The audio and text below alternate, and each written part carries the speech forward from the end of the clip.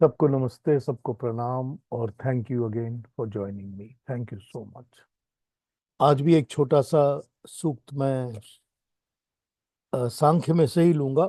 लेकिन मैं सांख्य के सूक्त के पहले चाहूंगा कि अरुणा जी, आप कल के बारे में जो पूछना चाहती हैं वो पहले पूछ लीजिए। जी पीयूष जी, मैं पूछना नहीं चाहती थी।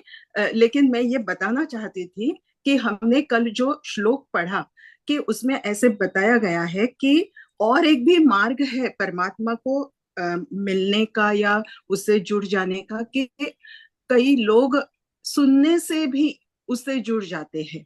तो इसके बारे में मैं ये बताना चाहूंगी कि यहाँ जो शब्द यूज किया है अजानंत, जो जानते नहीं है अध्यात्म के बारे में, तो मेरा खुद का ये उदाहरण है और मुझे बहुत आश्चर्य हुआ कि कैसे वेद व्यास जी ने कैसे ऐसे श्लोक में ये बता दिया है, जो हमें यहाँ पे दिखाई देता है। खुद के बारे में ये समझ में आता है कि मुझे खुद को कोई आध्यात्मिक बैकग्राउंड नहीं थी, लेकिन एक श्रद्धा के साथ मैं आपको सुनती आई, और उसके साथ जो मेरी आध्यात्मिक एक मार्ग मुझे मिला और मैं उसके ऊपर चलने लगी, वो अमेजिंग महसूस करती हूँ मैं। और ये जो श्लोक में बताया है ना, ये मैंने आपके साथ खुद अनुभव किया है कि सिर्फ आपका सुनते सुनते सुनते ही मेरी वो आध्यात्मिक यात्रा शुरू। और पता नहीं, अभी आगे उन्होंने कहा है कि वो तरन ते भी तरनते हैं, यानी मृत्यु को भी वो पार करके जाते हैं। वो तो पता नहीं क्या होने वाला है, लेकिन ये तो सही है कि जो मेरा बिल्कुल बैकग्राउंड नहीं था, सिर्फ आपको सुनने से मेरा वो प्रोग्रेस शुरू हो गया। ये मैं आपको बताना चाहती thank you Aruna ji, thank you so much. Thank you. इस पर 2 मिनट में बात करता हूँ। पहले एक सांख्य का श्लोक, अगला सूत्र पढ़ता हूँ एक, और उसके ऊपर बात करके फिर अपनी गीता पे बात शुरू करते हैं। अरुणा जी, आपने जो कहा वो बहुत ही अच्छा लगा सुन के मेरे को। खैर, कल हमने थोड़ी सी बात की थी अविवेक और विवेक के ऊपर। तो हमने कल बात की थी विवेक और अविवेक के ऊपर। लेकिन अब मैं आपको एक पहले अध्याय का सूत्र नंबर 106 पढ़ के सुनाता हूं, सांख्य दर्शन का। सांख्य दर्शन के पहले अध्याय का 106 यह कहता है, वा अविवेका तत्त सिद्धे कर्तु फलावगमः। अर्थात अविवेक से उसकी सिद्धि होने से कर्ता को फल की प्राप्ति होती है। क्या बोल रहे हैं यहाँ पर, ये देखिए, बहुत ही इंटरेस्टिंग बात है ये कहते हैं कि अपने आप को कर्ता भी अविवेक के कारण मानता है और फल की प्राप्ति भी अविवेक के कारण होती है। जीवात्मा कर्म करता है, इस कारण वो एक क्षण भी अकर्मण्य तो हो ही नहीं सकता, कर्म तो वो करेगा ही। लेकिन होता ये है कि इसमें अविवेक क्या है। विवेक के अभाव को, जब विवेक नहीं होता तो उसको हम अविवेक कहते हैं। विवेक होता है जगत का वास्तविक या रियलिस्टिक ज्ञान। वास्तविक ज्ञान चेतना और प्रकृति के संबंध के ज्ञान को कहते हैं। अतः प्रकृति और पुरुष के परस्पर संबंध के ज्ञान को अविवेक विवेक कहते हैं, और उसके अभाव को अविवेक कहते हैं। इतना तो बड़ा सिंपल है, समझ आ गया कि अविवेक उसको कहते हैं जहां विवेक नहीं होता, जब मनुष्य को प्रकृति और पुरुष का ज्ञान नहीं होता या चेतन और अचेतन का ज्ञान नहीं होता। यही हम गीता में सुनते आए हैं अभी तक, यहाँ पर इस चैप्टर में। लेकिन यहाँ पर ये देखिए कि यहाँ पर इस सूत्र में कहा गया है कि जीव आत्मा अपने शरीर के साथ संबंध को नहीं जानता, इसीलिए वो दुख और सुख का अनुभव करता है। कष्टकारक स्थिति से दुख और सुविधाजनक स्थिति से सुख होता है। ज्यों ही मनुष्य जीवात्मा को ये ज्ञान होता है कि वो शरीर का स्वामी है, तो ये कष्टकारक कार्य छोड़ने लग जाता है। जीवात्मा को दुख प्राप्त नहीं होता, अथवा कोई कष्टकारक फल जीवात्मा के अतिरिक्त कारण होने से है तो जीवात्मा शरीर का अधिष्ठाता होने के कारण दुख का अनुभव नहीं कर सकता। यही विवेक है। शरीर को कष्ट तो होता है, परंतु विवेक के कारण जीवात्मा इस कष्ट का दुख अनुभव नहीं करता। ये जीवात्मा भली भांति समझ लेता है कि वो शरीर नहीं है, वो शरीर से अलग है, वो पृथक अस्तित्व रखता है। कष्ट की अनुभूति जीवात्मा तक नहीं पहुंचती। कष्ट शरीर को होता है, उससे होने वाला दुख जीवात्मा को मिलता है। जब जीवात्मा को विवेक हो जाता है तो कष्ट होते हुए भी जो दुख है वो जीवात्मा तक नहीं पहुंचता। यही है जो अविवेक है, जिसके कारण जीवात्मा को दुख होता है। देखिए आप, इसको जीवन में अगर हम उतार लेंगे ना, छोटी सी इस बात को जो इस सूत्र में, सांख्य सूत्र में कही गई है, इस छोटी सी बात को अपने जीवन में अगर हम उतार लेंगे तो इतने सुखी हो जाएंगे ना कि क्या बताऊं। अब यही तो है ना, मैं चेतन हूं। चेतन कौन है? चेतन कौन है? कॉन्शियस कौन है? अवेयर कौन है? वो जीवात्मा है। शरीर चेतन नहीं है, शरीर मुझसे अलग है। करेक्ट। ये हमको डिफरेंस समझ में आ जाएगा कि हमने जब प्रकृति और पुरुष में डिफरेंस समझ लिया। शरीर जो है वो प्रकृति है, प्रकृति का अंश है। मैं हूं जो वो पुरुष हूं, मेरी जीव आत्मा पुरुष है, लेकिन मेरा जो शरीर है वो प्रकृति है। मैं चेतन हूं, शरीर अचेतन है। कष्ट शरीर को हो रहा है, सुख शरीर को हो रहा है। उसको मैं जीवात्मा अपना भोग क्यों समझता हूं? जो मट्टी है, मट्टी के ऊपर जब पानी पड़ता है तो बड़ी अच्छी होती है, गीली हो जाती है, खुश हो जाती है। जब धूप धूप लगती है तो शुष्क सूखी हो जाती है, हवा में उड़ने लगती है। मट्टी को तो ये होना ही है, क्योंकि वो प्राकृतिक चीज है। धूप भी प्राकृतिक चीज है, बारिश भी प्राकृतिक चीज है। मट्टी का सूखना भी प्राकृतिक है, गीला होना भी प्राकृतिक है, उसका उड़ना भी प्राकृतिक है। ये सारे प्रकृति के गुण हैं। जो शरीर के अंदर मेरे प्रकृति का गुण चल रहा है। मेरे हाथ हैं, मैं हाथों, हाथ मुझे प्रकृति ने दिए हुए हैं। मैं हाथों से आटा गूंथता हूँ। आटा भी प्रकृति ने दिया हुआ है, पानी भी प्रकृति ने दिया है। वो प्रकृति की चीजों से ही मैं प्राकृतिक काम कर रहा हूँ ना, हाथों से। फिर मैं प्राकृतिक काम हाथों को ही यूज करता हूँ बेलन के साथ, कि मैं रोटी बना रहा हूँ। फिर तवे के ऊपर रोटी बनाता हूँ तो आग भी प्राकृतिक वस्तु है, पंच महाभूतों की। फिर मैं उसको खाना शुरू करता हूं तो फिर क्या है? वो प्राकृतिक वस्तु ही मैं खा रहा हूं, जो इस प्राकृतिक चीज के अंदर फीड करके इसको पनपने, शरीर को बढ़ने के लिए मैं दे रहा हूं। खाने का काम मुंह कर रहा है, निगलने का काम गला कर रहा है, पचाने का काम पेट कर रहा है। लेकिन हो क्या रहा है? हो ये रहा है कि ये सारे प्राकृतिक कार्य हैं। इसमें जो सुख मिल रहा है वो शरीर को मिल रहा है, क्योंकि शरीर का अच्छा हो रहा है। पेट में जाकर फिर वो रस बनेगा, हड्डी बनेगी, मांस बनेगा, सब कुछ बनेगा। ये प्राकृतिक काम है शरीर का। या वो जैसे ही मैंने खाना खाया, गलत खाया तो पेट में दर्द शुरू हो गया, वो प्राकृतिक रिएक्शन है पेट का। ये जीवात्मा का दुख और सुख नहीं है। अगर मैं इसको अपने ऊपर ले लूंगा कि मैं जीवात्मा के ही सुख और जीवात्मा के दुख को समझने लगूंगा, तो मेरे सुखों और दुखों का तो अंत ही नहीं होगा ना, बढ़ते ही चले जाएंगे। तो शरीर अपना सुख और अपना दुख अनुभव करता है। वो मुझे जीवात्मा को अपने ऊपर लेने की जरूरत नहीं है।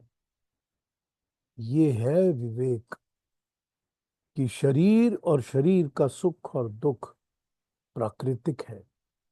मैं पुरुष हूं, मैं चेतन हूं।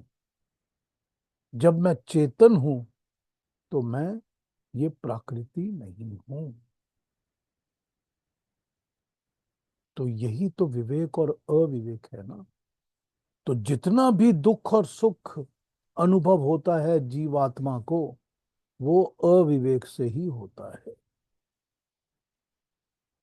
क्लियर हुआ प्रिंसिपल? कितना डीप प्रिंसिपल है, हम कभी सोचते ही नहीं है इसके बारे में।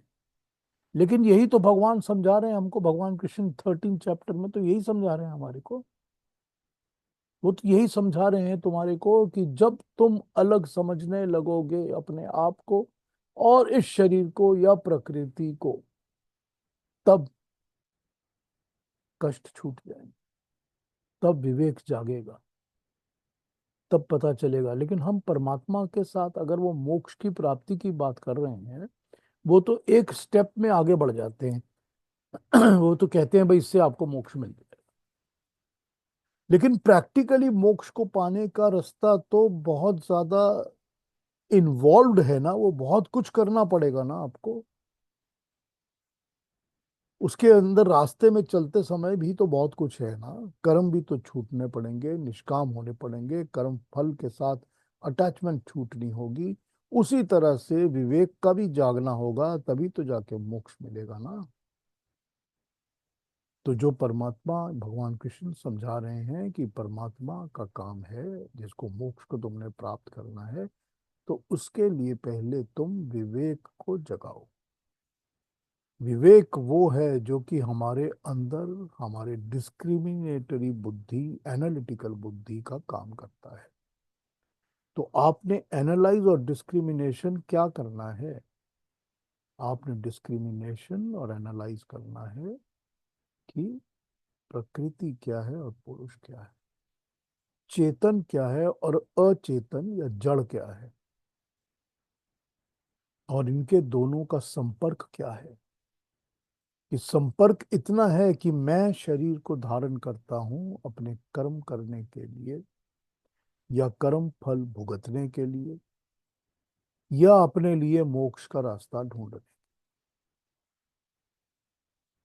यही है शरीर का काम। तो मैं जब इन सब से अलग हूं, तो मुझे शरीर के दुख और सुख को अपनी आत्मा में चिपकाने की जरूरत कहाँ है?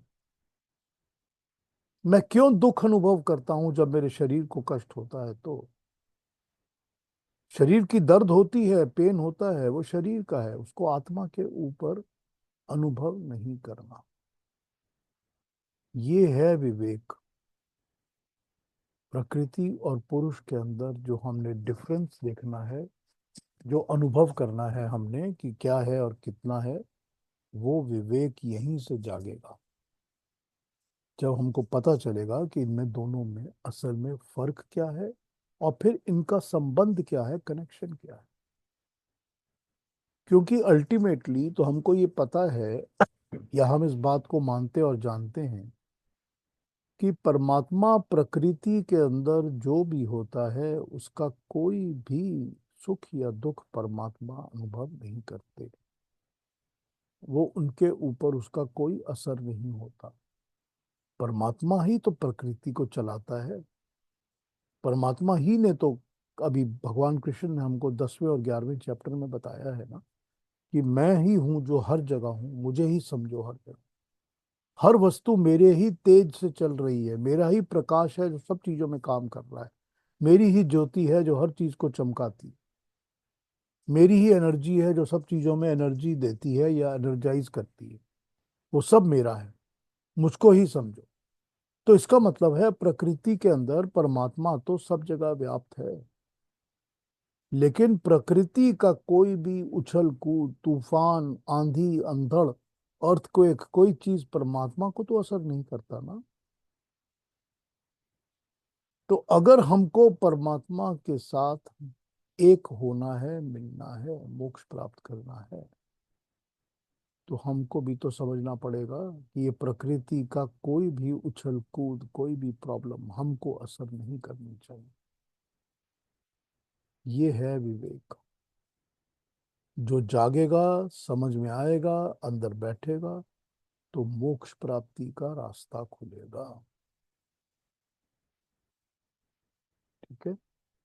एक छोटा सा सूत्र था सांख्य दर्शन का, जो मैं कभी उठा के पढ़ता रहता हूँ इधर उधर। मैंने सोचा कि आपके साथ शेयर करूंगा। तो ज्योति, कुछ बोल रही हो आप? म्यूटेड हो आप। जो शरीर का जो कष्ट है वो आत्मा में फील तो होता ही है ना। आत्मा को फील होता है। वही तो नहीं होना चाहिए ना। पर वो तो होता ही है। सुख भी दुख भी अब सब होता है। बिल्कुल, अब जब ये पता चल गया कि होना नहीं चाहिए क्योंकि वो अलग है और आत्मा अलग है, अब जब ये पता लग रहा है तो इस चीज को इम्प्लाई करके, अप्लाई करके कोशिश करो, तो आस्ते आस्ते अवेयरनेस से ये छूटने लगेगा। ये अवेयर होना, पहले तो सुखों के साथ अवेयर करना शुरू करो। दुख तो फोर्स्ड होते हैं ना, वो फोर्स हो जाते हैं, उसको अवॉइड करना बड़ा मुश्किल होता है। हम्म। जो सुख होते हैं वो फोर्स नहीं होते। जो सुख होते हैं कि कितना आराम है, कितना मजा मिल रहा है, क्या खूब हो रहा है, अरे वाह मजा आ गया, ये जो होते हैं ना, ये ऑप्शनल हो जाते हैं। इनको आप स्टॉप कर सकते हैं। तो पहले सुखों को स्टॉप करना शुरू करो। जब सुखों को स्टॉप करना शुरू करोगे, उसके बाद दुखों को स्टॉप करने की आदत पड़ेगी। ये जो सुख है ना, कि मुझको जो ये आदमी, ये जो फलाना बंदा मिल गया मेरे को, ओ हो कितना मजा आ रहा है, ठीक है, शारीरिक और शारीरिक संबंध ये है। लेकिन उसको बुद्धि के लेवल पर लेना है कि ये अच्छा है। उसको इमोशनली अपने साथ, आत्मा के साथ अटैच नहीं कर। ये सुख शरीर का है, ये मेरा नहीं है। इधर नमम, नॉट फॉर मी। जब इस चीज के ऊपर अब एप्लीकेशन करके काम करना शुरू करेंगे, तो छूटना शुरू हो जाएगा। सुख को पहले छोड़ना पड़ेगा, उसकी आदत डालनी पड़ेगी। जब उसकी आदत पड़ जाएगी, तब दुखों को छूटना शुरू होगा। तब समझ में आएगा कि जो दुख है, कष्ट है, वो शरीर का है, वो मेरी आत्मा का नहीं है। मेरा भी पीयूष जी ये ज्योति की तरह ही ये क्वेश्चन था कि हम कहते हैं कि उसने मेरी फला आदमी ने कोई बात कही कि मेरी आत्मा को कष्ट हुआ। तो वो कष्ट सही में आत्मा को होता है कि शरीर को होता है कि बुद्धि को? किससे हम उसको रिलेट कर सकते हैं? अभिमान भी तो प्रकृति का ही पार्ट है ना। नहीं, अभिमान तो अलग चीज हो गई। तो हर्ट तो अभिमान होता है ना। जब कोई कुछ कहता है, आपने हाँ मुझे हाँ। कहा कि आप, अब अब एक मैंने मंदिर वाला ग्रुप चलाया है। उस जी। मंदिर ग्रुप के अंदर जो भी कोई कुछ पोस्ट करता है, वो इसीलिए करता है ताकि वो पैसे बना सके। कोई भी डेडिकेटेड नहीं है। किसी को ये ज्ञान नहीं चाहिए, किसी को बातें नहीं सुननी, किसी को कुछ शेयर नहीं करना। सिर्फ ये डालना है कि भाई मेरी बिक्री हो सके, मैं पैसे बना सकूं। सही सही बात, ये हाँ। चीज कहाँ हर्ट करती है? ये हर्ट करती है अभिमान को, या हर्ट करती है बुद्धि को। या मैं जब निकलता हूं और मुझे कोई गाली देता है, तो वो कहाँ हर्ट होती? उसने कोई शरीर के ऊपर तो कुछ हर्ट किया नहीं। वो हर्ट होती है मेरे अभिमान को, मेरे अहंकार को। या मेरी बुद्धि कहती है कि गलत बात है, इसको ये नहीं कहना चाहिए था। या मेरा मन दुखी होता है। हम्म। अब ये मन, बुद्धि, अभिमान, अहंकार सब प्रकृति का बोरोड है, सब मतलब प्रकृति आत्मा के का ऊपर अंश इसका है। कोई असर नहीं। अभी तुमने जो कहा वो ठीक है, उसने भी तो मेरे शरीर के लिए कहा ना। जो भी उसने कहा वो तो मेरी इस एंटिटी के लिए, मेरी पहचान के लिए, मेरे नाम के लिए, मेरे शरीर के लिए, मेरी बातों के लिए। हो सकता है ना इन सब चीजों के साथ। तो ठीक है, उसको वहीं तक रोक दो। ओके, 10, नो फर्दर एंड 10 पार, दैट इज इट। तो उसके बियॉन्ड जाने की जरूरत, उसको आत्मा के ऊपर, अपने ऊपर लेने की जरूरत ही नहीं। तो जब आपको ये सुनाई देगा और आप अंदर से हंसने लगोगे कि ये ठीक है, कोई बात नहीं, बोल ले, तेरे को जो बोलना है बोल ले। मुझे पता है कि तू सोच रहा है कि मेरे अभिमान को हर्ट होगा। मेरा अभिमान भी हर्ट नहीं हो रहा, चल तू जो मर्जी बोल ले। तब क्या होगा? तब आत्मा को दुख नहीं होगा, तब ये क्लेश प्रॉब्लम आत्मा के ऊपर नहीं आएगी, तब ये नहीं होगा। अब आप मेरी बात, इस चीज को ध्यान से सुनिए, कि सारा जिंदगी निकल गई मेरी किसी के नाम से, किसी के का पास से, वो मेरी सास थी, मेरा दोस्त था, मेरा भाई था, मेरी बीवी थी, जो भी था, उसने सारी जिंदगी मुझे गालियां दी हैं। अब मैंने अगला जन्म लेना है ताकि मैं इसको गालियां दे सकूं, तो कहां से मोक्ष प्राप्त होगा? मोक्ष कहां से प्राप्त होगा आपको? तब तो यही होगा कि भाई मैं दोबारा जन्म तो ले लूं पहले। तो फिर होगा ये कि भाई वो तो हो सकता है इंसान बन के पैदा हो, मगर आप मच्छर बन के बार बार पैदा होगे ताकि काटते रहो उसको। फिर यही होगा, यही। ये सही है। नहीं, अब क्या क्या बताएं उसका, बताइए। हाँ, जब तक आपकी आत्मा के अंदर से ये चीज छूटेगी नहीं, तभी तो इसको विवेक कहा गया ना। तभी करेक्ट। तो विवेक कहा गया है कि ये तो छूटनी ही पड़ेगी। अब इसकी मैंने कहा ना, प्रैक्टिस करने के लिए सबसे आसान हो जाता है सुखों के साथ अटैच नहीं होना। अब ये हमने कौन से चैप्टर में पढ़ा था ये? अ, अ, छठे या सातवें चैप्टर में हमने पढ़ा था, जिसमें उन्होंने कहा था कि सुख और दुख के साथ समभाव रखना। पढ़ा था ना गीता में? यही है ना समभाव। ना दुखों में दुखी होना, ना सुख में सुखी होना। तो वो समभाव रखना और इनके असर नहीं लेना, ये तो हमने गीता में ही पढ़ा है ना इस चीज को। यही तो है ना विवेक। यही तो जब बुद्धि के अंदर जागेगा, तब पता चलेगा कि हम बुद्धि को राइट ट्रैक पर कैसे यूज कर रहे हैं, क्या मिलेगा हमको, क्या नहीं मिलेगा।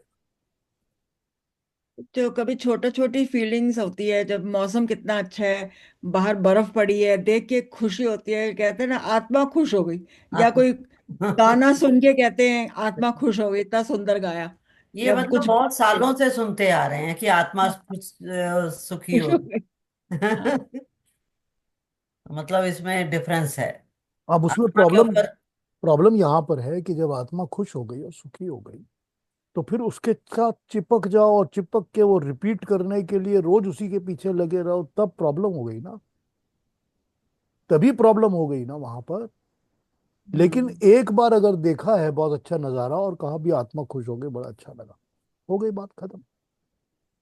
फिर उसके ऊपर आपको कुछ करने की जरूरत ही नहीं है। तो हम्म। जब ये लगेगा कि नहीं, ये आत्मा तो कल खुश हुई थी, आज फिर वही पकौड़े खाने पड़ेंगे ताकि आत्मा खुश हो जाए, और परसों फिर वही चाहिए और ना मिले तो गुस्सा आ गया, तब कहाँ से आत्मा खुश होगी? तो वो सारी खुशी जो है वो कंटेमिनेटेड हो गई। यहाँ प्रॉब्लम हो जाती है ना, चिपकने वाली बात होती है ना। जहां हम्म। चिपकना शुरू करेंगे वहीं पर प्रॉब्लम स्टार्ट हो जाएगी, चाहे सुख के साथ हो चाहे दुख के साथ। हाँ इंदिरा बहन क्या बोल रही है? मैं खाली बोल रही थी कि क्या मैं जब सोच रही हूँ ठीक है कि गलत। जब ने काम करना शुरू किया, तब तब इतने सारे विमेन काम नहीं करती थी, और आईआई में तो नहीं करती थी। तो बहुत कुछ बोलते थे मेरे से, और जब मैंने पोजीशन लेनी शुरू की, तब झगड़ते थे मेरे से, मीटिंग मीटिंग होने नहीं देते थे। मैं बाहर निकलती थी फिर सॉरी बोलते थे। मैंने कहा वो तो मैं अंदर ही छोड़ के आई, मैं तो बाहर उसको लेके नहीं आई, आपने जो बोला वो ही कमरे में पड़ा है। तो और मुझे ऐसा मैं अपने आप को बोलती थी कि वो तो आपका प्रॉब्लम है, मेरा नहीं है। तो ये क्या होता है? ये ये ठीक है, मैं अब मेरी जिंदगी में मैंने ऐसा किया है बिल्कुल ठीक एटीट्यूड है ना आपका, बिल्कुल। कि वो ये मेरा क्यों, प्रॉब्लम देखिए नहीं है। देखिए देखिए देखिए, फीमेल हैं आप, लेकिन फीमेल होना या मेल होना भी तो शरीर है ना। हम्म। आत्मा तो मेल और फीमेल नहीं होती ना। नहीं। अब वो फीमेल है इसीलिए आपके नाम पर कई कुछ बोल रहे हैं, क्योंकि वो बेवकूफ लोग हैं, उनको पता ही नहीं है कि ये शरीर है बस। अब शरीर के ऊपर रिएक्शन कर रहे हैं तो करने दीजिए शरीर के ऊपर, मुझे इसका दुख अपनी आत्मा पे नहीं लेना। आपने इसको दूसरी तरह से ले लिया कि जो लोग बोल रहे हैं वो अपनी बेवकूफी कर रहे हैं, उनको बोलने दीजिए, छोड़ो, मुझको इसका प्रभाव नहीं लेना। इट इज इन हाँ। That room. आपने बिल्कुल ए- परफेक्ट किया है। अगर आप ये ना करती तो जिंदगी में इतनी आगे आप बढ़ती ही नहीं। तब तो आप कहीं पर अटक गई होती कि है मेरे को बड़ा दुख हो रहा है, क्या बोलते हैं, मैं दोबारा नहीं जाऊंगी, यही होता ना सब। तब हम्म। आत्मा के अंदर जब चिपक जाएगी बात, जब ये आत्मा के अंदर आप आत्मसात करेंगे, तब आप जिंदगी में आगे नहीं बढ़ पाएंगे। अब जिंदगी में आगे बढ़ने को ही तो यहाँ पर मोक्ष का नाम दे दिया गया है ना, वो भी तो आगे बढ़ना ही है ना। मुझे घर वालों से भी यही होता था, ये मेरा हाँ, प्रॉब्लम नहीं है, तभी मैं अच्छी तरह से दूसरा दिन निकाल सकती थी। यही होना पड़ेगा ना, यही होना पर पड़ेगा। ये इतना इतना डीप मुझे समझ नहीं थी कि ये आत्मा है, ये कि जीवात्मा है, कि ये शरीर है। मैं तो सोच चली मेरा तो प्रॉब्लम है नहीं, तो कौन माथा फोड़ करे। हाँ, लेकिन तो क्या एटीट्यूड तो करें? एटीट्यूड तो वही है। एटीट्यूड तो वही था। वही होना चाहिए ना एटीट्यूड। अगर ऐसा नहीं होगा तो आप, फिर आप दुखी में बैठी रहेंगी, उस दुख के अंदर चिपक के। हम्म। मुझे तो थोड़ी कंफ्यूजन है। हाँ, बोलिए मेरा डॉक्टर। मेरा ख्याल था अधिकतर लोग कहते हैं मेरा दिल खुश हो गया। ए- और ये आत्मा खुश हो गई, या ये बहुत कम मैंने सुना नहीं कभी। दोनों आत्मा। आत्मा वर्ड्स, को कष्ट हुआ, ये कहते हैं। दोनों वर्ड्स, दोनों हाँ, लेकिन दोनों वर्ड्स यूज जब भी होते हैं कि अधिकतर जब बोलते हैं तो यही कहते हैं मेरा दिल खुश, दिल बाग बाग हो गया, दिल खुश हो हम्म, गया, ये तो भी। ठीक है, दोनों वर्ड्स यूज होते हाँ, हैं, इसमें कोई वो नहीं है, लेकिन अल्टीमेटली समझने वाली जो बात है वो तो वही है ना। एक हाँ। मैसेज तो क्लियर हो जाती है ना कि हमको समझना क्या है इसमें से। Whether we take this word और that word, it doesn't make a difference. हाँ जी, कुछ और कहना है किसी ने, कोई और बात करनी है जो हमने कहा इसके लेकिन ऊपर? दिल तो फिर प्राकृतिक है ना। सभी कुछ प्रकृति है ना, दिल भी नहीं, प्रकृति। आत्मा नहीं है ना। हाँ, आत्मा नहीं दिल है, है। दिल दिल बिल्कुल। लेकिन अधिकतर मुझे लगता था कि अधिकतर लोग कहते हैं मेरा दिल खुश हो गया। हाँ, वो दिल प्रकृति आत्मा की का है। मैंने सुना नहीं। ठीक बात। आत्मा अनुभव कर रही है कि मेरा दिल खुश हो गया। अब अगर आत्मा अनुभव कर रही है कि मेरा दिल खुश हो गया, ये मैं कौन है जो कहता है मेरा दिल? ये मैं आत्मा है ना जो कहती है मेरा दिल। तो जब ये आत्मा अनुभव करती है कि मेरा दिल खुश हो गया, तो या तो उसको दिल के लेवल तक लिमिटेड रख के छोड़ दे और अपने ऊपर उसका असर ना आने दे। तभी विवेक है कि वो जो खुश हो गया दिल, वो दिल ही खुश था, दिल के लेवल तक उसको रहने दीजिए। ठीक है, तभी विवेक है। फिर जब मैं भी खुश हो गया, दिल भी खुश और मैं भी खुश, तो जब मैं भी खुश है तब आत्मा पर आ गया वो, तब दिल से आगे बढ़ गया वो। ठीक है ना। हाँ जी, अरुणा जी कुछ कहेंगी? पीयूष जी, आपने तो हमें एक मार्ग ही दिखा दिया कि दुख तो फोर्स से आता है, यानी इट्स फोर्स्ड अपॉन अस, लेकिन सुख तो हमारे हाथ में है। तो यहाँ से हम शुरू कर सकते हैं। ये आपने बहुत ही बढ़िया बात बताई। एक आपने मार्ग ही दिखा दिया कि कैसे आप शुरू कर सकते हैं जिंदगी में एक विवेक के साथ। अगर जीना है तो सुख के साथ शुरू करो, कंफर्ट के साथ शुरू करो।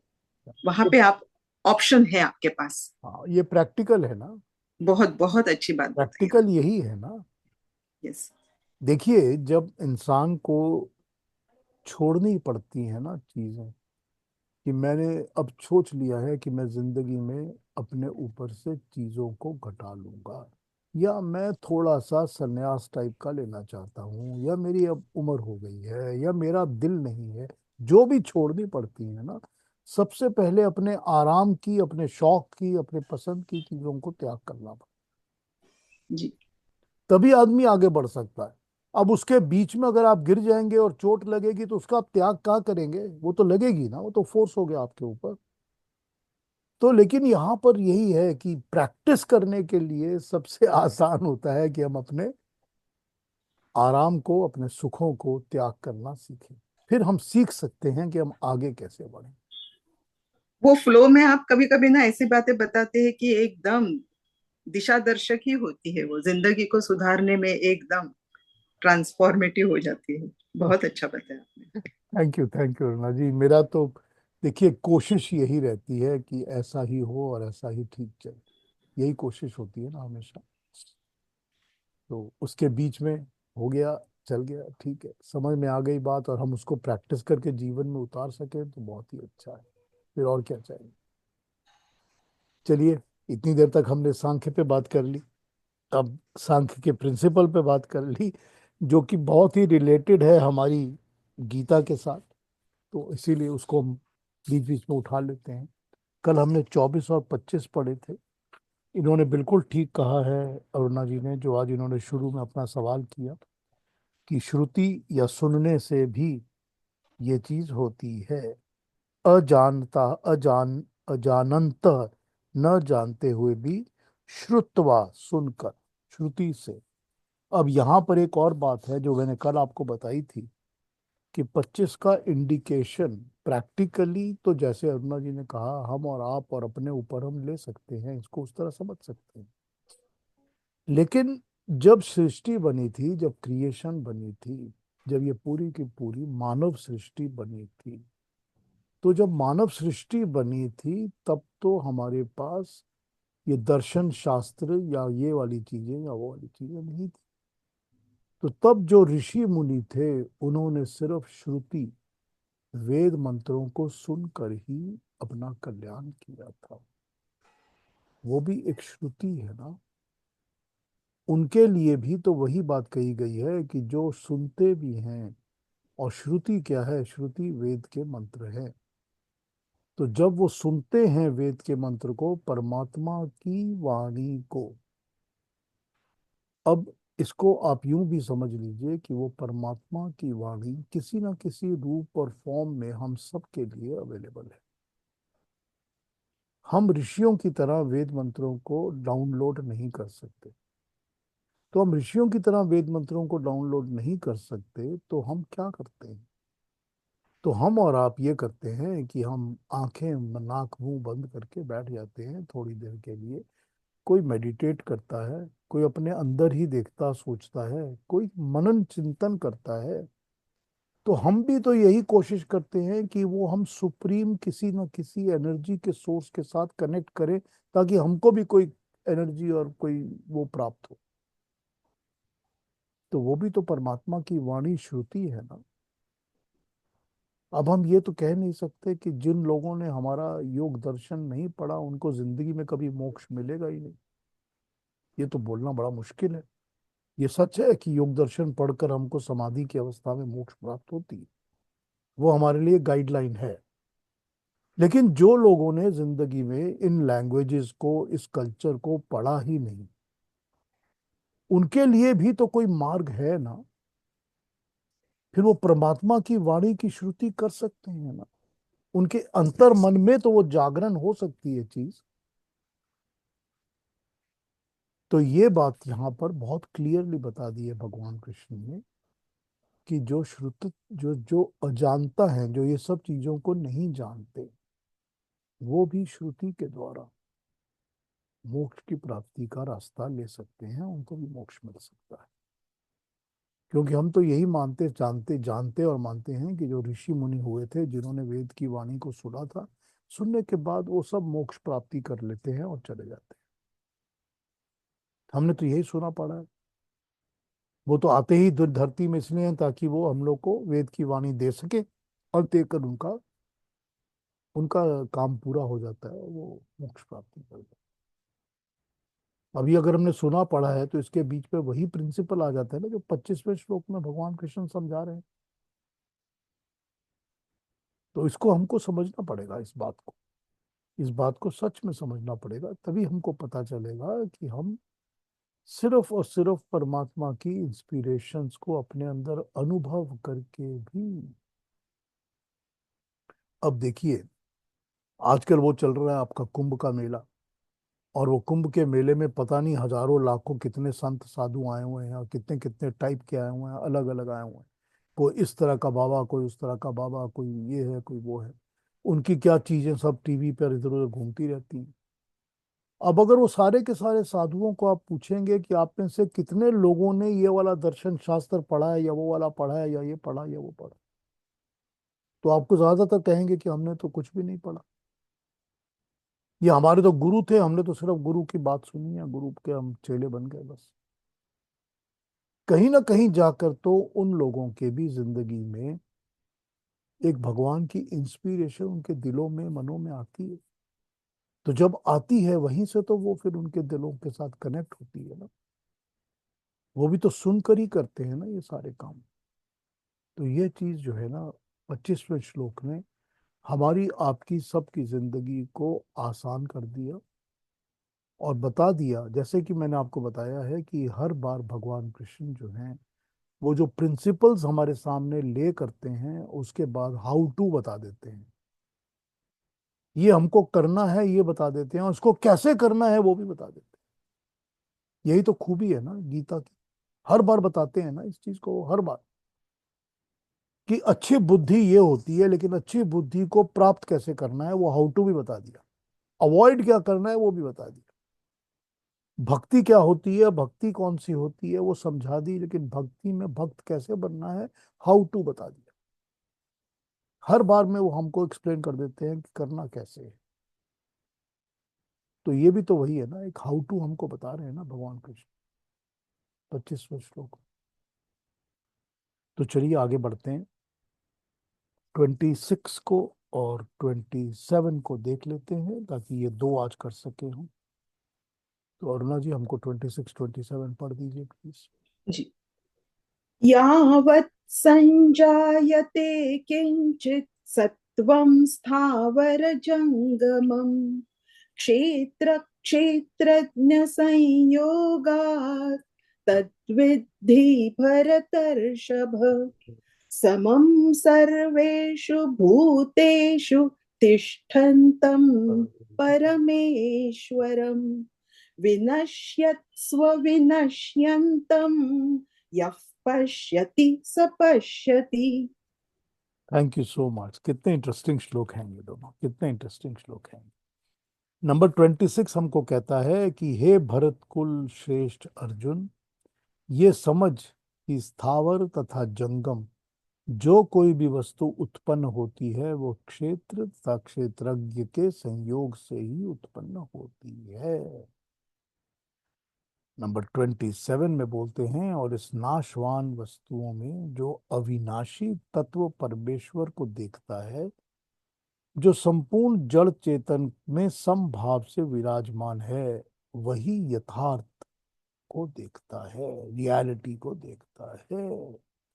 यावत जितना संजायते उत्पन्न होता है, संजायते पैदा होता है, उत्पन्न होता है, किंचित कुछ भी, सत्वम जिसकी सत्ता है, जो वस्तु है, जो है, स्थावर जंगमम स्थावर तथा जंगम, स्थावर जो हिलता जुलता है, जंगम जो कभी हिलता नहीं है। ठीक, जड़ और चेतन, स्थावर तथा जंगम, चेतन नहीं, चेतन जो हिला सकता है, जो हिलती है चीज, यानी शरीर वरीर सब कुछ, और जड़ जो कि बिल्कुल नहीं हिलता। क्षेत्र क्षेत्रज्ञ संयोगात, क्षेत्र और क्षेत्र के संयोग से ही तत् सिद्धि, ये जान ले।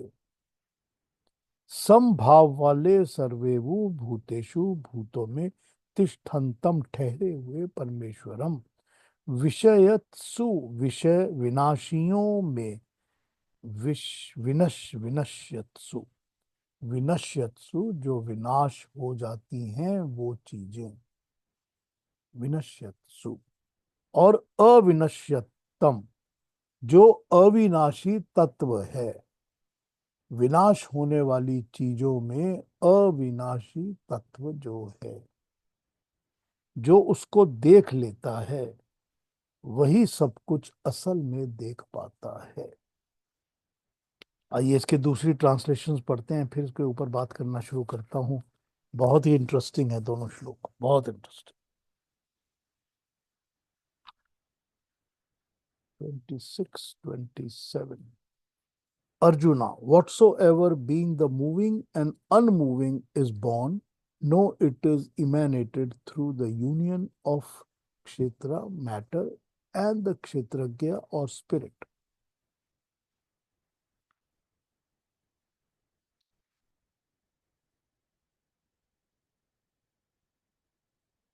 He alone truly sees, who sees the Supreme Lord as imperishable and abiding equally in all perishable beings, both animate and inanimate. Animate और इनएनिमेट, ये इन्होंने ठीक बहुत अच्छी ट्रांसलेशन की।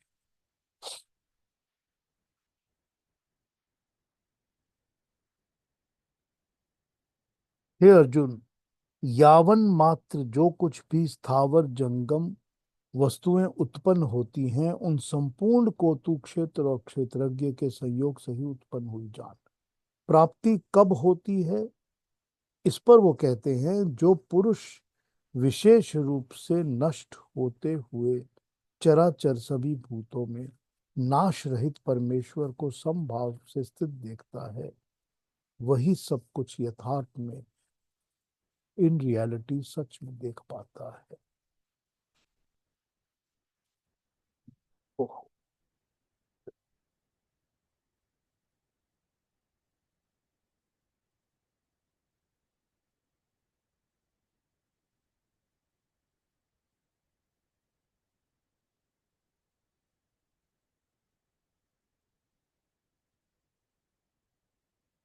हे भरतवर्ष, इस ब्रह्मांड में स्थावर जंगम जो भी कोई देहधारी उत्पन्न होता है, वह क्षेत्र तथा क्षेत्रज्ञ के संयोग से उत्पन्न होता है। जो इस विनाशी पंचभूतों के संसार में अविनाशी रूप सदा एक रस ठहरने वाले परमेश्वर को देखता है, वही यथार्थ में सब कुछ देख लेता है। एक और देख।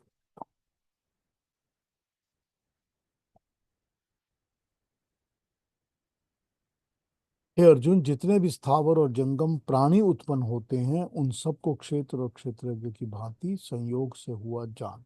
यहाँ प्राणी कहा इसीलिए क्योंकि स्थावर और जंगम, जंगम प्राणी, अच्छा ठीक है, जो इन नाश होने वाले सब प्राणियों में समान रूप से अविनाशी परमात्मा को देखता है, वही वास्तव में सब कुछ देखता और जानता है। अब इनको समझना शुरू करते हैं कि इन श्लोकों में कहा क्या गया है।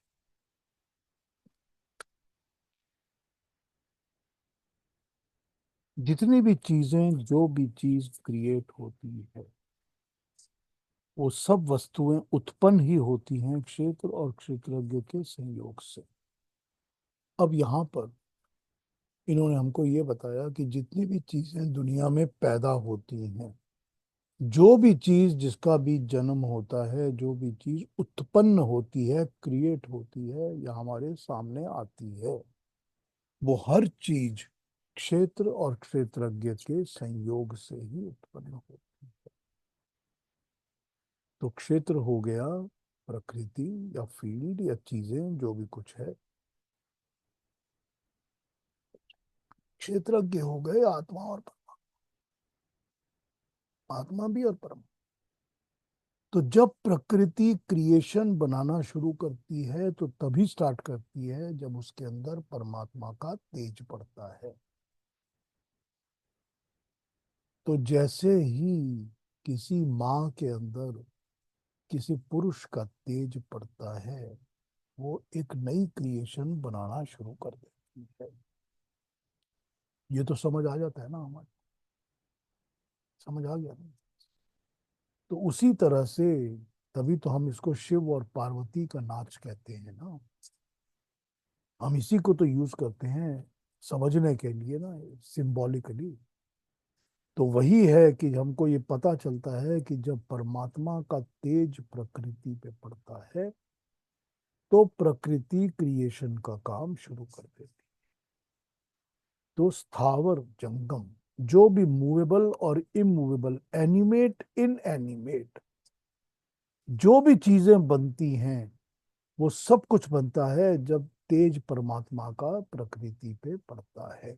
उसके बिना, उस संयोग के बिना, कनेक्शन के बिना, उनकी कनेक्टिविटी के बिना, उस संयोग के बिना किसी कभी भी कुछ बनना, उत्पन्न होना शुरू नहीं होता। बिल्कुल सिंपल प्रिंसिपल है, समझ आ गया। यही प्रिंसिपल हो जाता है हमारे अंदर। हमारे इस शरीर के अंदर जो भी चीज बनती बिगड़ती है, हमारे मन के अंदर, हमारे दिमाग बुद्धि के अंदर, हमारे अहंकार के अंदर और हमारी फिजिकल बॉडी के अंदर, वो सब तभी होती है जब आत्मा और शरीर का संयोग होता है। जब आत्मा और शरीर का संयोग छूट जाता है तो हम कहते हैं कि डेड हो गई बॉडी, मर गया, फिर कुछ नहीं होता, फिर उस शरीर में कुछ भी नहीं होता। तो जो भी प्राकृतिक चीजें हैं, जो भी इस दुनिया में क्रिएट होती हैं, वो क्रिएट तभी होती हैं जब परमात्मा का तेज उनके ऊपर पड़ता है। तो क्षेत्र और क्षेत्रज्ञ जब इनका संयोग होता है, मिलना होता है, मीट करते हैं एक दूसरे से, तभी सब चीजें बननी, उत्पन्न होनी, पैदा होनी शुरू होती हैं। सिंपल प्रिंसिपल समझ आ गया इस बात का। अब जब समझ आ गया इस बात का, तो फिर क्षेत्र और क्षेत्रज्ञ का फर्क, डिफरेंस भी समझ में आ जाना चाहिए। ये क्षेत्रज्ञ है जो अपनी एनर्जी से, अपने पावर से क्षेत्र को यूज करके सब कुछ पैदा कर रहा है। ये तो पता चल गया हमको। स्थावर और जंगम, जो एनिमेट और इनएनिमेट, जो मूव कर सकती हैं और जो मूव नहीं कर सकती। जो मूव नहीं कर सकती, पेड़ पौधे, चट्टाने, पहाड़, ये मूव नहीं कर सकते। जो मूव कर सकती हैं, यानी कि एनिमल किंगडम, हम आप सब इसके अंदर आ जाते हैं, जो मूव कर सकते हैं। इवन वाटर और पानी और हवा, ये सब मूव कर सकते हैं, हिलते हैं। जो भी चीज मूव कर सकती है और जो चीज मूव नहीं, एनिमेट एंड इनएनिमेट, स्थावर और जंगम, ये जितनी भी ऐसी चीजें हैं, वो सब की सब तभी उत्पन्न होती हैं जब इनको उत्पन्न करने वाला कोई होता है। अब उत्पन्न करने वाला जब शरीर में धारण करता है, तो सबसे पहले मन के अंदर से तरंगें और बहना चीजें शुरू होती हैं। मूवमेंट्स मन और माइंड के अंदर शुरू होने शुरू हो जाती। तो वो भी तो तभी होती हैं जब क्षेत्रज्ञ जो है वो उस क्षेत्र में दाखिल होकर संयोग कर कर कुछ पैदा करके क्रिएट कर रहा है। तो प्रिंसिपल तो समझ में आ गया जो समझा रहे हैं यहाँ पर।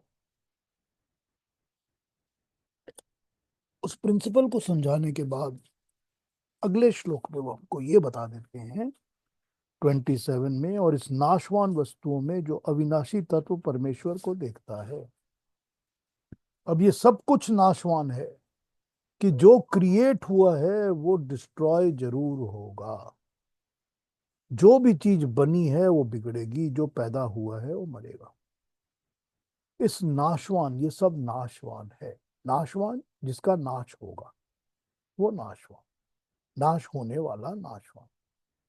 इस नाशवान चीजों के अंदर जो अविनाशी, जिसका कभी भी नाश नहीं हो सकता, अविनाशी। अब अविनाशी अविनाशवान नहीं होता, ठीक है? क्योंकि अविनाशवान, नाशवान जिसका नाश होना होता है, अविनाशी जिसका नाश कभी हो ही नहीं सकता। तो इसीलिए, क्योंकि वो हो ही नहीं सकता, पॉसिबिलिटी नहीं है, इसीलिए वो अविनाशवान नहीं है, वो अविनाशी है। इसके वर्ड से ही इसका जो इम्प्लीकेशन है वो समझ में आ जाना चाहिए। तो अविनाशी वो है जो कि कभी नाश नहीं हो सकता। अब ये सब चीजों के अंदर, इस शरीर के अंदर, हमारी इस बॉडी के अंदर जो नाशवान है, हमको पता है कि ये जिस्म जो है कभी ना कभी तो छूटेगा, कभी तो खत्म हो जाएगा, बर्बाद हो जाएगा, मर जाएगा। इस जिस्म के अंदर अविनाशी क्या है, जो नाश कभी भी नहीं होगा? वो हमारी आत्मा है, हमारी सोल है। वही इसके अंदर अविनाशी है।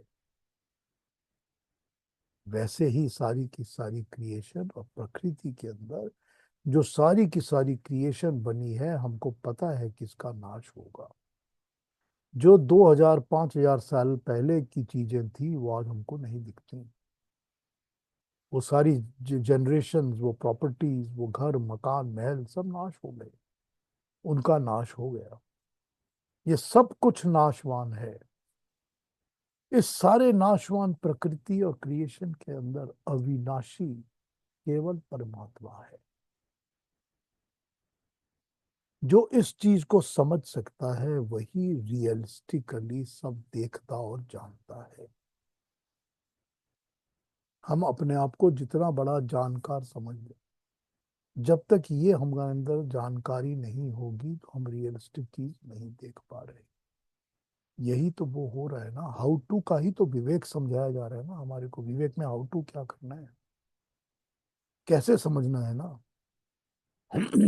कैसे हमारे अंदर वो विवेक जागेगा, किस तरह से हम प्रकृति और पुरुष के अंदर डिफरेंस समझेंगे, अलग समझेंगे, और फिर उसको हम अडॉप्ट करेंगे जिंदगी। वही तो वन टू एक एक करके आपको समझाया जा रहा है ना, कि अविनाशी तत्व है, वो विनाशकारी चीजों के अंदर है। उसी को, अविनाशी तत्व को जानो, तो अपनी आत्मा को जानो, आत्म अध्ययन करो, और आत्म अध्ययन के साथ परमात्मा को जानो। क्योंकि सारी संसार, सारी प्रकृति का अविनाशी तत्व वो परमात्मा ही है। तो ये जो दो श्लोक हैं हमको यही समझा रहे हैं कि उस प्रकृति में, इस क्रिएटेड वर्ल्ड में, जो ऐसी एक वस्तु, एक ऐसी एंटिटी है जो कभी डिस्ट्रॉय नहीं होती। असली नॉलेज, असली ज्ञान उसी का है। तो हमने तो ये पहले भी बताया था कि असली ज्ञान तो उसी का है जो कि आत्मा और परमात्मा का ज्ञान होता है। फिर विवेक वहीं पर होता है जब इनके फर्क को समझ सकते हो। तो इन्हीं चीजों को हाईलाइट करके भगवान कृष्ण हमको समझा रहे हैं। अब मैं आप लोगों से पूछ लेता हूँ, किसी को कुछ पूछना हो, क्वेश्चंस हो तो पूछ लीजिए मेरे से। समझना हो फिर से तो पूछ लीजिए, मैं फिर से समझा दूंगा। जो हमसे नए ज्वाइन कर रहे हैं ना, रेणु जी हैं या अंशु जी हैं ना, आप लोग पहले पूछ लीजिए। अगर कोई आपके मन में क्वेश्चंस हो तो आप प्लीज पूछिए।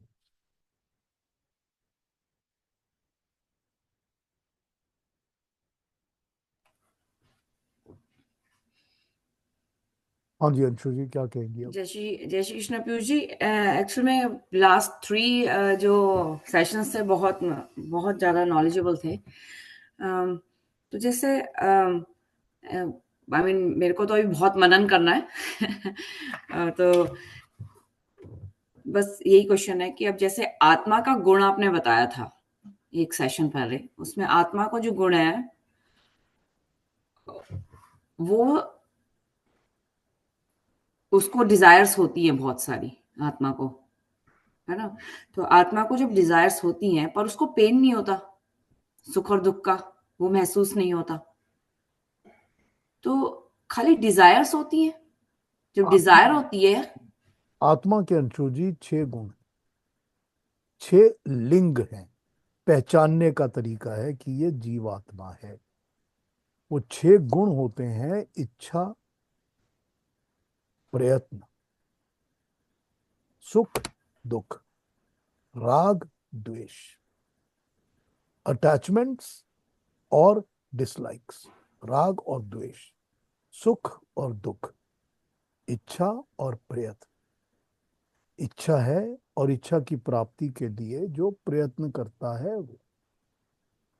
तो इच्छा, प्रयत्न, राग, द्वेष, सुख, दुख, ये 6 आत्मा के गुण हैं या लिंग हैं। तो ये तो हैं आत्मा में, लेकिन ये आत्मा के अंदर पढ़ते या जागृत कैसे होते हैं? वो संस्कारों से होते हैं जो शरीर और जन्म बार बार हमको देते रहे। इन्हीं को तो दूर करना है ना। अच्छा, इन्हीं को दूर करना है ताकि राग और द्वेष, इच्छा और दुख सब शांत हो जाए। जब शांत हो जाएंगे तो आत्मा जो है वो फिर अपना उछल कूद करना बंद कर देगी। उसके अंदर जिसको कहा जाता है डिस्टरबेंसेस, वो बंद हो जाए। जब डिस्टरबेंसेस बंद हो जाएंगी तो आत्मा शांत होगी। जब शांत होगी तो इच्छा केवल परमात्मा की या मोक्ष की प्राप्ति की होगी, तो प्रयत्न उसी तरफ होगा। ठीक है, समझ में आ रही है बात? बिल्कुल। लेकिन ये चीजें क्योंकि आत्मा का गुण है तो ये होता ये है। देखिए देखिए, एक शरीर के बाद दूसरा शरीर, के तीसरा शरीर, चौथा शरीर, सभी शरीर मिलते गए, लेकिन एक ही टाइप के संस्कार भी तो फॉलो हो गए ना। तो आत्मा के जो गुण थे, जो इच्छा द्वेष थी, वो तो कॉन्टिन्यूअस एक के बाद एक के बाद एक में चले गए ना। तो जब शरीर के अंदर एक ही किस्म के गुण चलते जाएंगे कि पिछले जन्म में भी यही सब अच्छा लगता था, यही सब बुरा लगता था, इस जन्म में भी यही सब अच्छा लगता है, बुरा लगता है, तो हो क्या रहा है? वो आत्मा के अंदर जो छाप पड़ गई है, वो शरीर बार बार कैरी कर रहा है फॉरवर्ड, और उसी को वो फिर दुआ फीड भी कर रहा है, और उसी को वो एंटरटेन कर रहा है। हम्म। तो ये चीज जब अपने को समझ में आ जाएगी कि ये शरीर की जितनी चीजें हैं मुझको आत्मा पे नहीं लेनी, तो जो सुख दुख राग द्वेष का पार्ट है आत्मा का, वो शांत हो जाए, अच्छा। वो सम हो जाएगा, उसको कोई फर्क नहीं पड़ेगा। जब नहीं पड़ेगा तो इच्छा और प्रयत्न जो रहेंगे वो सिर्फ परमात्मा की प्राप्ति या मोक्ष की प्राप्ति के रहेंगे। हम्म। ठीक है अंशु जी? ठीक है Piyush ji. Thank you. No problem. मनन करिएगा इस पर भी, जरूर। बिल्कुल। हाँ जी। और किसी ने, हाँ रेनू जी आप कुछ कहेंगी, कुछ पूछेंगी?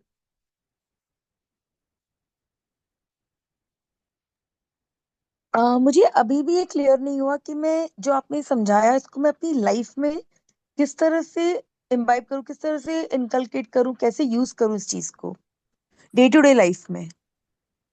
कौन सी चीज को? जो आपने समझाया कि जैसे आपने समझा दिया कि अम, जो आपने कॉन्सेप्ट अभी समझाया कि अम, आत्मा आत्मा को फील नहीं करना चाहिए सुख दुख, राइट? पर हमेशा फील हो ही जाता है। तो मतलब मैं सोच रही थी कि मैं डे टू डे लाइफ में अगर कोई मुझे कुछ हर्ट करता है तो मैं अपने आप को कैसे दूर करूं उस चीज से कि नहीं मुझे हर्ट नहीं होना चाहिए। जैसे कि अभी किसी ने बताया था कि उनका अप्रोच बहुत अच्छा था लाइफ में, कि कोई कुछ भी कहता था उन्हें उस चीज से फर्क नहीं पड़ता था।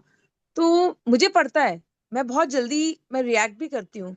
तो मैं यही सोच रही थी कि मैं किस तरह से अपनी लाइफ में इन चीजों को यूज करूं कि मैं अपनी लाइफ में चीजें चेंज करूं। मैं ये सोच रही थी सिर्फ। हाँ तो जो जैसे आपने, उन्होंने चीज बताई कि तो जो वो जो जो आपने सुना, जी जो आपने सुना, जो दिन से भी सुना कि इंदिरा जी ने बताया कि ये ऐसे है, उस चीज को कॉपी करना शुरू कर। हाँ, डे टू डे में वो चीज। हाँ, इस चीज को हाँ कॉपी करना शुरू करिए भाई। फलाना, जैसे ही आपको किसी ने कुछ कहा तो आप सोचिए ये इंदिरा बहन ने ये बात कही थी, तो मैं अपने ऊपर अप्लाई करके देखूं, मुझे भी फर्क नहीं पड़ना चाहिए। नहीं पड़ेगा। आप जब सोच लेंगी इसको इस तरह, तो आस्ते आस्ते उसको इम्बाइब करना शुरू कर देंगी अपने अंदर। तो ये चीज जी तो हमको, मतलब आपको जो बताया है वो क्योंकि नया लगता है, सुना नहीं पहले, किया नहीं पहले, तो बड़ा अटपटा सा लगता है कि how to do it. It's very हाँ एग्जैक्ट। It's very difficult. लेकिन वो हाँ डिफिकल्ट तब तक है जब तक आपने उसका दामन पकड़ा नहीं है और आपने स्टार्ट करना शुरू नहीं किया।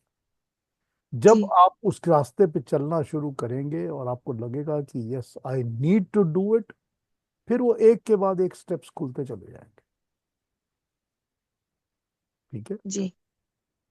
करके करके देखिए, फिर आप पता चल जाएगा। हाँ, फिर आप, मैं फिर चाहूंगी आप, कि मैं हाँ जी बताइए बताइए। वही मैं प्रैक्टिकली उसको यूज करना चाहती हूँ। मैं वही उसी डायरेक्शन में सोच रही थी कि किस तरह से मैं कर पाऊंगी चीजों को अपनी लाइफ में। रेणु जी सुनने में हमारे, तो बहुत अच्छा लगता है लेकिन प्रैक्टिकली कर पाना वो मेन है। रेणु जी हमारे इस ग्रुप के अंदर आप बनी रहिए हमारे साथ, और सुनती रहिए। हमारे जी इस ग्रुप के अंदर आज से 2 6 8 महीने पहले, 10 महीने पहले इसी तरह के क्वेश्चन पूछने वाले जो लोग थे, अब कहते हैं कि आपने जो बताया हमने वो अचीव कर लिया। अब हमको अच्छा। अब हमको बड़ा सुख मिल गया, हमको प्रॉब्लम सारी कट गई हमारी जिंदगी की। जी तो ये सुनकर जिन लोगों ने इसको अप्लाई किया है, वो जी भी यहाँ पर मौजूद है, और वो भी आपको इस बात का बता सकते हैं कि हमको भी बहुत मुश्किल लगा था, लेकिन जब करना शुरू किया तो बस हो गया। तो ये आपको समझ में आ जाएगी बात। इट इज जी। Difficult at this moment because सामने बहुत बड़ा पहाड़ है, इसके ऊपर कैसे चढ़े। लेकिन वही है कैसे कि करना, हाँ। एक कदम आगे बढ़ाइए, फिर एक कदम बढ़ाइए, फिर बढ़ने शुरू हो जाएंगे। जी ठीक है जी? सबसे जरूरी है अवेयरनेस एंड देन एक्सेप्टेंस। हाँ। पहले अवेयर कि हाँ ये है जो मैंने करना है, और फिर एक्सेप्ट करना है कि ये मेरे में ये गलत है जो मुझे चेंज करना है। ये कर लेंगे तो उसके बाद धीरे धीरे हो जाता है। हाँ, वो मैं मुझे अवेयरनेस है कि मेरी कमियां क्या है। और लेकिन हम्म। होता है कि जब मैं प्रैक्टिकल में बहुत बार मैं सोचती हूँ कि मैं मुझे गुस्सा आता है बहुत जल्दी, मैं बहुत जल्दी रिएक्ट करती हूँ चीजों को। मैं हमेशा सोचती हूँ बाद में कि उस वक्त अगर मैंने नहीं किया होता रिएक्ट तो बेटर होता, लेकिन वो फेज में हो जाता है उस वक्त। फिर मैं बाद में सोचती हूँ, लेकिन बाद में सोच के उस चीज का फायदा नहीं होता, क्योंकि उस वक्त ही शांत होना चाहिए था। तो मैं हमेशा, बिल्कुल। हाँ मतलब मैं इसीलिए सोची थी लाइफ में वाइब कैसे वो चीजें। रेणु जी, एक साउथ इंडियन फिल्म देखी थी मैंने। तमिल जी। तमिल फिल्म थी वो। हम्म। उसमें वो कहते हैं कि जब कोई भी चीज के ऊपर आपको रिएक्ट करना होता है, गुस्सा आता है या बहुत खुशी एक्साइटमेंट होती है, किसी भी चीज पर रिएक्ट करने से पहले आप 1 से 10 तक गिन लीजिए। अच्छा। अब जैसे ही किसी का कुछ हुआ, आपने देखा गुस्सा आने लगा, तो आप कहिए रुकिए, मेरे को 1 2 3 4 10 तक गिनना है। जब आप 10 तक गिनेंगे तो गुस्सा भी शांत हो चुका होगा और वो रिएक्शन वाला एक्साइटमेंट भी शांत हो चुकी होगी। तो जब इस चीज को प्रैक्टिकली अगर आप यूज करेंगे तो आप जी देखेंगे कि ये रास्ता खुलना शुरू हो जाएगा। जी, नहीं मैं ये ट्राई करूंगी, क्योंकि मुझे हाँ, ये चीज बिल्कुल। अपनी अपनी ये नेगेटिव चीज को मुझे ठीक करना है, तो बिल्कुल। हाँ जी, और कोई कुछ कहेंगे, कुछ पूछेंगे, बोलेंगे? नहीं पीयूष जी, थैंक यू बहुत सो अच्छा। मच। ऑलवेज ये रिमेम्बर मैं तो रखती हूँ कि ईश्वर मेरे अंदर है और वो मेरे को देख रहा है, सुन रहा है, तो इससे मेरे को बहुत एनर्जी मिलती है वो काम ना करने की। गलत नहीं सोचना, फालतू की दिमाग के अंदर धारणाएं नहीं बनानी किसी के लिए। ये बहुत इंस्पायर करता है, क्योंकि वो तो हम चाहे अच्छे कर्म करें चाहे बुरे कर्म करें, वो तो हमारे साथ रहेगा ही रहेगा। वो तो देख रहा है फल सब हमको कुछ। मिलेगा हाँ, उसका। बिल्कुल। बिल्कुल वेरी ठीक कहा। नाइस। हाँ जी, अरुणा जी, आप कुछ कहेंगी आज की टॉक के बारे में? नहीं, ये तो आपने सही कहा कि आप बने रहिए तो आपकी यात्रा शुरू ही हो जाएगी। थोड़ी देर हो गई है भगवत गीता में। आपने पीयूष जी जो पहले अध्याय से लेके जो हमारी यात्रा शुरू की, मुझे याद आता है वो यज्ञ का एक था, चौथे अध्याय में। तो ये एक पूरी यात्रा है ये। और धीरे धीरे धीरे धीरे मॉलिक्यूल बाय मॉलिक्यूल ट्रांसफॉर्मेशन होने की ये प्रोसेस है। ये एक दिन में नहीं होती। और जो पीयूष जी आपने वो चौथे, शायद वो कर्म, अकर्म, विकर्म, और वहां पे यज्ञ, तो हाँ। और कल आपने तो बहुत ही अच्छा अपने शरीर को आपने जो स्टीम इंजन का उदाहरण दिया, मुझे बहुत अच्छा लगा वो कि ये हम भूल जाते हैं कि ये हमें एक साधन दिया है, और ये साधन को हम साध्य समझते हैं, इसको सजाते हैं, इसको संवारते हैं, और है तो वो साधन। ये स्टीम इंजन का मुझे बहुत अच्छा लगा इस तरह से आपने जो, मुझे लगता है more than 1 year has completed with our, ये जो हम प्रोसेस में है, तो इससे हमें बहुत ट्रांसफॉर्मेशन हुआ है। तो आपने सही कहा कि आप बने रहिए, आपको ही पता नहीं चलेगा आप कब बदल गई। ये डेफिनेटली सही है। करेक्ट। बहुत thank you Aruna. Thank you so much, thank you so much. Thank you Aruna ji. कोई और कुछ कहेंगे? Anybody has any question? Sita ji, do you want to ask something? हाँ जी, Piyush No, ji. I just want to thank you. I okay. just want to thank you. It's very clear, very, very clear. Like thank it you. makes me think. Yeah, thank it really makes me think the whole day. You. So thank you that way, thank you so much. Thank you. हाँ जी, रवि जी। कोई प्रभा जी ने कहा है कि परमात्मा मेरे अंदर है। तो इस इसमें थोड़ा सा मैं एक शेर बोल के फिर थोड़ा उस पर एक्सपेंड करूँगा। कहते हैं क्यों ना आज मैं खुद की इबादत कर लूँ, क्यों ना आज मैं खुद की इबादत कर लूँ, क्योंकि किसी फकीर ने कहा था खुदा तेरे अंदर भी है। तो अगर हम ये सोच लें कि ये परमात्मा मेरे अंदर है, उस वक्त जब उनको गुस्सा आता है तो वो ये सोच लें, तो परमात्मा के साथ फिर आँख बंद कर सोचेंगे ना, तो उसके साथ जुड़ जाएंगे। तो आपका जो जो थोड़ा बहुत परिवर्तन आना शुरू हो जाएगा। सही दिस इज बात है। My thinking. बिल्कुल ठीक। आपने वही कहा जो प्रभा जी ने भी बताया। ये तो होता ही है ना, हमको पता होना चाहिए कि हमारे अंदर परमात्मा है, बिल्कुल हमेशा है। बिल्कुल। सब कर्मों को देख रहा है वो, और भावों को देख रहा है ना, मन के अंदर जो चल रहा है वो भी तो देख रहा है ना। तो मन में जो गुस्सा आ रहा है वो भी दिख रहा है ना उसको। हाँ जी, सही हाँ बात। हाँ, इंदिरा बिल्कुल। बहन, इंदिरा जी क्या कहेंगी, बोलिए। और ये जो हंगर है ना, ये हम सब में है। ये धीरे धीरे धीरे धीरे सुनते सुनते सुनते सुनते ये हमारे में ये हंगर पैदा हो गई है कि हमने ये सेशन जरूर सुनने हैं। सही बात तो है। इससे फिर ये बढ़ता जा रहा है। This is how we are getting into it. हाँ जी, इंदिरा बहन क्या कह रही थी? आप म्यूटेड हैं। नहीं, आप म्यूटेड हैं। इंदिरा बहन आप म्यूटेड हैं।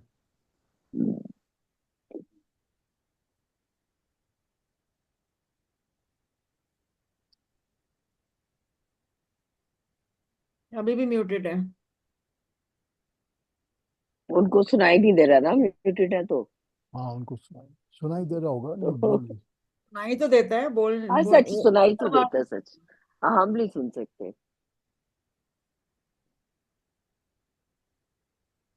रुकिए, मैं यहाँ से खोलती हूँ, फिर आप खोलिएगा, 1 मिनट।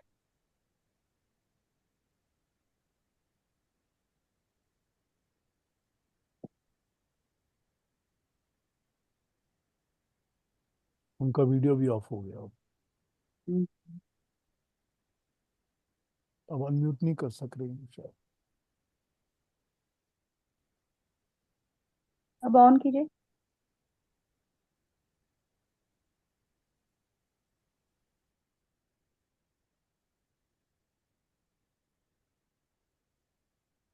आप सबको अनम्यूट कर दो एक बार। मैंने अनम्यूट किया हुआ है सबको, और जब म्यूटेड था वो आपको अपने आप करना पड़ेगा। अच्छा। हाँ, अब होगा होगा। हाँ, अब होगा, ठीक है, बताइए। हाँ, मैं हाँ हाँ आपको हाँ।